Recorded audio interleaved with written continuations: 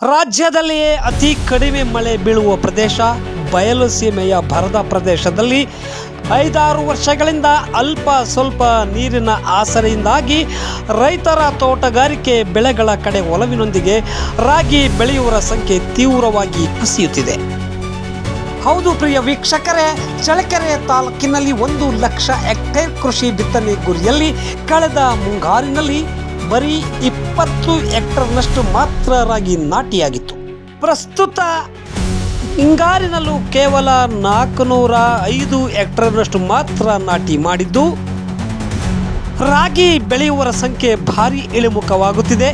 ಇತ್ತ ಮೆಕ್ಕೆಜೋಳ, ಅಡಿಕೆ, ದಾಳಿಂಬೆ, ಕಲ್ಲಂಗಡಿ, ಪಪ್ಪಾಯಿ, ಕರ್ಬೂಜ ಇತರೆ ತೋಟಗಾರಿಕೆಗಳ ಬೆಳೆಗಳತ್ತ ಜನರು ವಾಲುತ್ತಿದ್ದಾರೆ. ಬಯಲು ಸೀಮೆಯಲ್ಲಿ ಈ ಹಿಂದೆ ಎಲ್ಲಿ ನೋಡಿದರೂ ರಾಗಿ ಹೊಲಗಳು ಕಂಡು ಬರ್ತಿದ್ವು.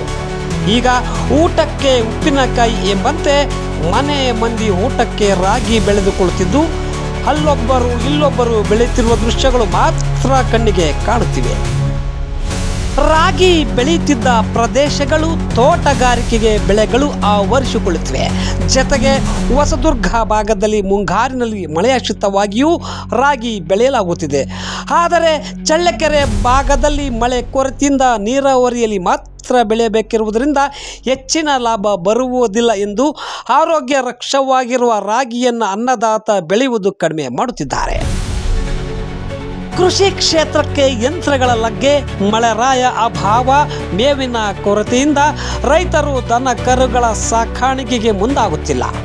ಇನ್ನೊಂದು ಕಡೆ ಕಸಾಯಖಾನೆಗಳಿಗೆ ಅಟ್ಟುತ್ತಿರುವುದರಿಂದ ವರ್ಷದಿಂದ ವರ್ಷಕ್ಕೆ ಜಾನುವಾರುಗಳ ಸಂಖ್ಯೆಯೂ ಸಹ ಕುಸಿಯುತ್ತಿದೆ.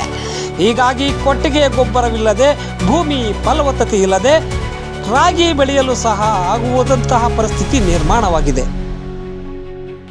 ಸರ್ವ ರೋಗಕ್ಕೂ ರಾಮಬಾಣವಾಗಿರುವ ಕರಿ ರಾಗಿಯ ಕಪ್ಪು ಬಣ್ಣವೇ ಮಾರಕವಾಗಿರುವುದರಿಂದ ಮಂಡ್ಯದ ಕೃಷಿ ಸಂಶೋಧನಾ ಕೇಂದ್ರದಲ್ಲಿ ಪ್ರಯೋಗ ನಡೆಸಿರುವ ಕೆಂಪು ರಾಗಿ ತಳಿಯನ್ನು ಪರಿಚಯಿಸಿತ್ತು. ಇನ್ನು ಕೆಂಪು ಕಪ್ಪು ಜೊತೆಗೆ ರಾಗಿ ಮುದ್ದೆ ಒಂದೇ ಆದರೆ ಡಿಮ್ಯಾಂಡು ಇರುವುದಿಲ್ಲವೆಂದು ಇಡ್ಲಿ, ದೋಸೆ, ಬೇಕರಿ ತಿನಿಸುಗಳಿಗೂ ರಾಗಿ ಬೆಳೆ ಮಾಡುವ ಉದ್ದೇಶದಿಂದ ಹೆಚ್ಚಿನ ಸಂಶೋಧನೆ ನಡೆಸಿ ಬಿಳಿ ರಾಗಿ ತಳಿಯನ್ನು ಬಿಡುಗಡೆ ಮಾಡಿ ರೈತರಿಗೆ ಬೆಳೆಯಲು ನೀಡಿದೆ. ಹಾಗಾದರೆ ತಾಲೂಕಿನಲ್ಲಿ ಎಷ್ಟು ರಾಗಿ ಬೆಳೆಯಲಾಗುತ್ತಿದೆ, ರಾಗಿ ಬೆಳೆಯ ವಿಧಾನ ಮತ್ತು ರಾಗಿ ಉಪಯೋಗಗಳನ್ನು ಕುರಿತು ಚಳ್ಳಕೆರೆ ಕೃಷಿ ಸಹಾಯಕ ನಿರ್ದೇಶಕರಾದ SD ರಮೇಶ್ ಅವರು ಏನು ಹೇಳಿದ್ದಾರೆ ಕೇಳೋಣ ಬನ್ನಿ.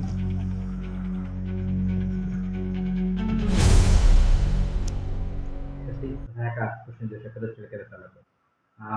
ಈ ಬಾರಿ ಈ ರಾಗಿ ಸಂಬಂಧಪಟ್ಟಂಗೆ ನಮ್ಮ ಚಳ್ಳಕೆರೆ ತಾಲೂಕಲ್ಲಿ ಏನು ರಾಗಿ ಇವೆಲ್ಲ ಏನಂದರೆ ಮಳೆ ಆಶ್ರಿತವಾಗಿ ಬರುವಂಥ ಗಟ್ಟಿ ಬೆಳೆಗಳಿವೆಲ್ಲ.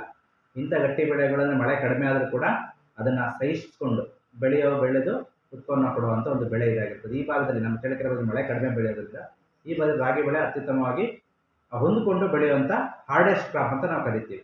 ಇಲ್ಲಿ ನಮ್ಮಲ್ಲಿ ಆ್ಯಕ್ಚುಲಿ ಹೆಚ್ಚಿನ ಬೆಳೆ ಇರಬೇಕಾಗಿತ್ತು, ಬಟ್ ನಮ್ಮಲ್ಲಿ ವಿಸ್ತೀರ್ಣ ಈಗ ಮುಂಗಾರಲ್ಲಂತೂ ಹಾಕೋದಿಲ್ಲ. ತುಂಬ ಒಂದು 20 ಹೆಕ್ಟೇರ್ನ ಹಾಕ್ತಿದ್ದಾರೆ. ಹಿಂಗಾರು ಮತ್ತು ಬೇಸಿಗೆ ಹಂಗಾಮಲ್ಲಿ ಒಂದು 405 ಹೆಕ್ಟೇರ್ ಈ ಸತಿ ಬಿತ್ತನೆ ಆಗಿದೆ. ಹೀಗೆ ಯಾಕೆ ರಾಗಿನ ಜಾಸ್ತಿ ಬಿತ್ತನೆ ಮಾಡಬೇಕು, ಅದು ಬೆಳಿಬೇಕು ಅಂದರೆ ಒಂದು ಈಗ ರಾಗಿಗೆ ನಮ್ಗೆ ಗೊತ್ತಿದೆ ರೇಟ್ ಎಷ್ಟಿದೆ ಅಂತ. ಈಗ MSP ನಾವೇನು ಬೆಂಬಲ ಬೆಲೆ ಮೇಲೆ ಸುಮಾರು ಖರೀದಿ ಸರ್ಕಾರ ಮಾಡ್ತಾ ಇದೆ. ಸುಮಾರು 4,800ರಿಂದ 5,000ವರೆಗೂ ಈಗ ನಿಮಗೆ ಬೆಂಬಲ ಬೆಲೆ ಇದು ಮಾಡ್ತಾ ಮಾರ್ಕೆಟಲ್ಲಿ ಔಟ್ಸೈಡ್ ಮಾರ್ಕೆಟಲ್ಲೂ ಕೂಡ ರಾಗಿದು ಹೆಚ್ಚಿಗೆ ಬೆಳೆ ಖರೀದಿ ಮಾಡ್ತಾರೆ. ಕಾರಣ ಎಷ್ಟೇ ಅದರ ಒಂದು ಬರ ನಿರೋಧಕತೆ, ಅಂದರೆ ಬರ ಇದ್ರೂ ಬರ್ತದೆ ಒಂದು, ಮತ್ತು ಈಗ ಆರೋಗ್ಯವರ್ಧಕವಾಗಿ ಈಗ ನಾವು ಶುಗರ್ ಪೇಷಂಟ್ಸ್ಗಳು, ಡಯಾಬಿಟಿಸ್ಗೆಲ್ಲ ಸುಮಾರು ನೀವು ನೋಡ್ತಿರ್ಬೋದು. ಈಗ ಬೇಕರಿ ಉತ್ಪನ್ನಗಳು ಸುಮಾರಾಗಿದೆ. ರಾಗಿ ಬಿಸ್ಕೆಟಿಂದ ಹಿಡಿದು ರಾಗಿ ಶಾವಿಗೆ, ರಾಗಿ ದೋಸೆ, ರಾಗಿದು ಹೋಳಿಗೆ, ಏನೇನು ಎಲ್ಲ ಪ್ರಾಡಕ್ಟ್ಸ್ಗಳು ಕೂಡ ರಾಗಿಲಿ ಸುಮಾರು ಉಪ ಉತ್ಪನ್ನಗಳು, ಬೇಕರಿ ಪ್ರಾಡಕ್ಟ್ಸ್ಗಳು ಬರ್ತಾ ಇದೆ. ಸೊ ಸುಮಾರು ನಗರಗಳಲ್ಲಿ ಜೀವನ ಮಾಡುವಂಥ ಜನಗಳು ಇದನ್ನು ಅವಲಂಬಿಸಿದ್ದಾರೆ. ಹಾಗಾಗಿ ರಾಗಿಗೆ ಅತಿ ಹೆಚ್ಚು ಡಿಮ್ಯಾಂಡ್ ಇದೆ. ಈ ಕಳೆದ 10 ವರ್ಷದಿಂದ ರೇಟೇ ಬೇರೆ, ಇವಾಗಿನ ರೇಟೇ ಬೇರೆ. ಹಾಗಾಗಿ ರಾಗಿಗೆ ಈ ಭಾಗದಲ್ಲಿ ನೀರಾವರಿ ಇಲ್ಲ, ತಮಗಿಲ್ಲ, ಭೂಮಿನ ಬರಡು ಬಿಡಬೇಡಿ ಅಷ್ಟೇ. ಬರಡು ಭೂಮಿಗಳಲ್ಲೂ ಕೂಡ ಬೆಳೆಯುವಂಥ ಬೆಳೆ ರಾಗಿ ಆಗೋದ್ರಿಂದ ಯಾವುದೇ ರೈತ ನಮ್ಮ ಭಾಗದಲ್ಲಿ ಭೂಮಿನ ಬರಡು ಬಿಡದಲ್ಲೇ ಈ ಒಂದು ಬೆಳೆಗೆ ಹೋಗಿ ನೀವು ಆದಾಯನ ಹೆಚ್ಚಿಸ್ಕೊಳ್ಳೋ ಜೊತೆಗೆ ಇದರಿಂದ ರಾಗಿ ಹುಲ್ಲು ಕೂಡ ಆಗುತ್ತೆ. ನಿಮಗೆ ಹಸು, ದನ ಕರುಗಳಿಗೆಲ್ಲ ಮೇವಾಗ್ತದೆ.